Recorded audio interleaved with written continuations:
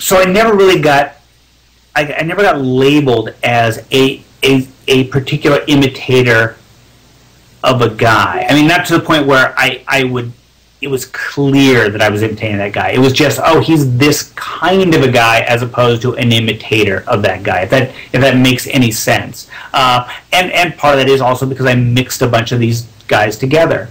And doing black and white work, one thing I didn't get from Frazetta and I didn't get from Wrightson is the very specifics of how they do their line stuff. I was looking at their ideas and the shapes and the way they spot black, but I wasn't focusing on the tiny little bullshit details that, you know, you see a lot in comics these days. We're like, oh, I don't know what this means, but this line plus this line plus this line makes a nose, or this line plus this line makes a knee.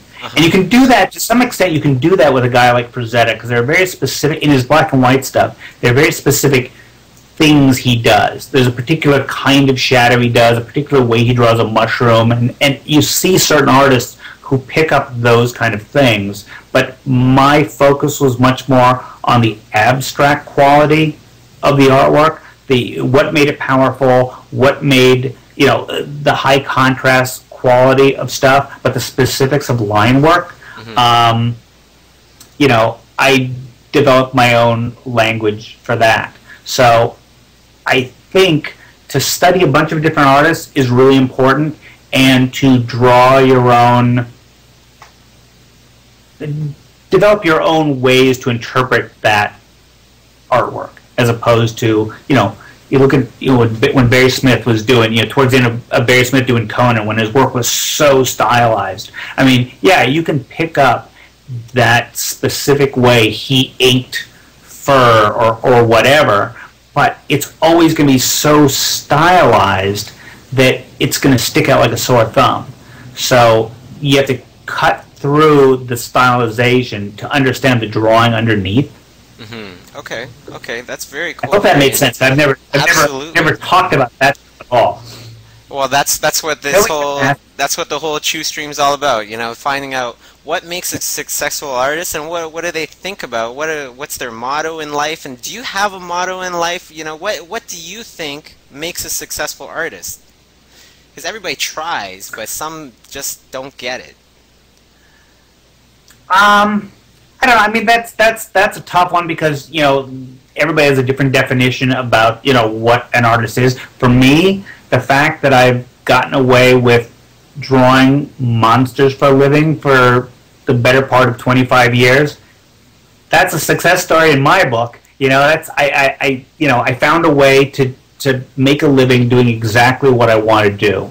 And if there's any, you know, thing in my career, it's kind of crawling up through whatever job I could get, and at some point taking charge of my career, so I was able to create projects that I wanted to do that reflected my interests, and then just getting, you know, going further and further in that direction to the point where, you know, you know, it's like fine art in that I do drawings of what I want to do drawings of. It's not, I mean, even though it is commercial art because I'm getting paid to do it, and you know, it's entirely self-generated.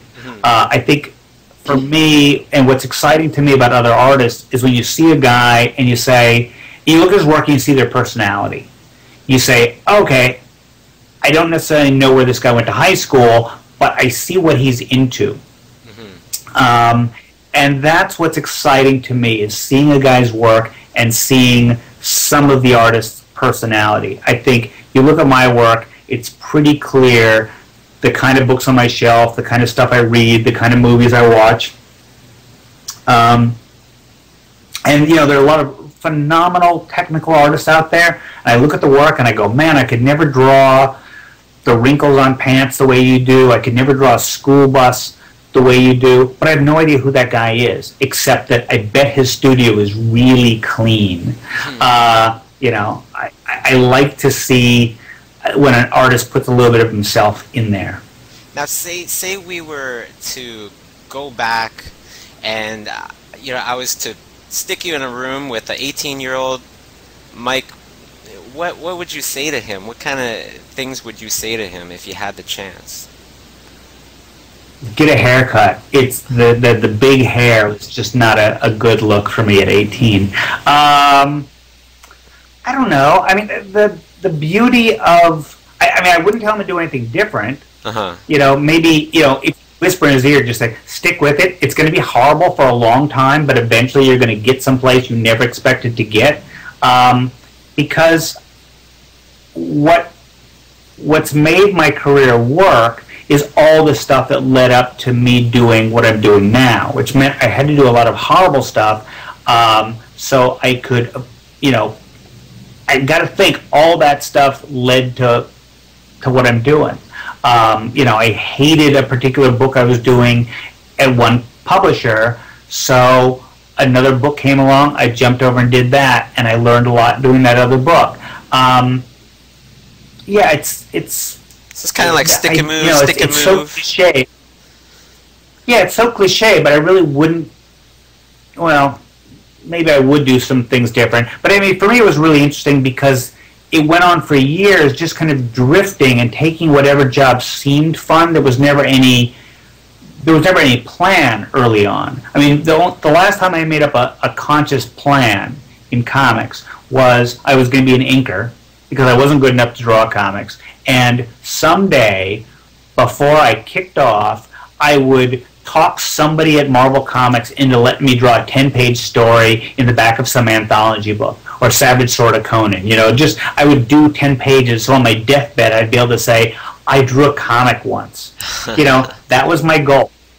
And after about a year, I had accomplished that, and then it was just, well, I'll just keep going. That looks fun, that looks fun, that looks fun.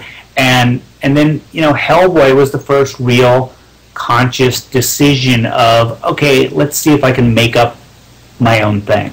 And then the extra weirdness. Go ahead. Did you ever pitch the idea of Hellboy to Marvel or DC? No. You know, I mean, the whole Hellboy thing was so,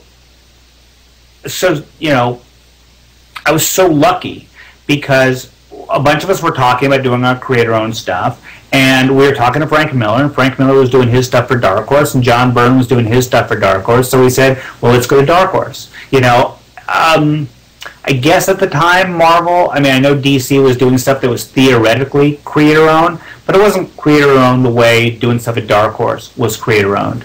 And because I'm not a good, you know, I'm definitely a follower. So when you're with a bunch of guys and they all say, let's go to Dark Horse, I like Dark Horse. I had done one thing for them, and I liked the attitude there, and I thought, well, yeah, that's a good, comfortable direction. I like this group of guys I'm with. I like the company they're talking about.